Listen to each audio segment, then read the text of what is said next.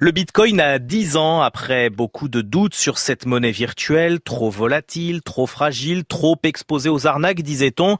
Eh bien, les experts du secteur et le gouvernement prennent le Bitcoin très au sérieux. Ce serait une technologie d'avenir horizontale et ouverte à tous. D'ailleurs, Hélène Philly, le gouvernement profite du projet de loi de finances pour 2019 pour mettre en place un dispositif fiscal très favorable au Bitcoin. L'idée, c'est de taxer les crypto-monnaies comme n'importe quel autre revenu du capital en leur appliquant une flat tax à 30%, la même que pour les dividendes ou les plus-values sur les actions, alors qu'aujourd'hui, c'est parfois le double pour les crypto-monnaies.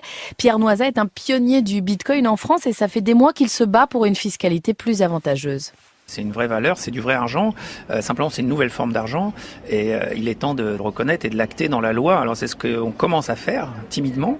Ça fait partie de l'apprentissage du numérique que chacun doit faire s'il veut s'approprier ces nouveaux outils. C'est vrai pour les crypto-monnaies, mais c'est vrai de manière générale pour toutes ces technologies numériques qui vont prendre une place grandissante dans nos vies. Le Bitcoin, l'Ether, les jetons numériques, serait-il donc une monnaie comme les autres? En tout cas, pour le député LREM Pierre Persson, qui portera l'amendement, il ne faut pas en avoir peur. C'est pas un démon, il faut bien être conscient que c'est un produit qui aussi comporte des risques et donc il faut protéger les consommateurs, notamment des arnaques qui peuvent avoir lieu sur le sujet, parce qu'il y en a.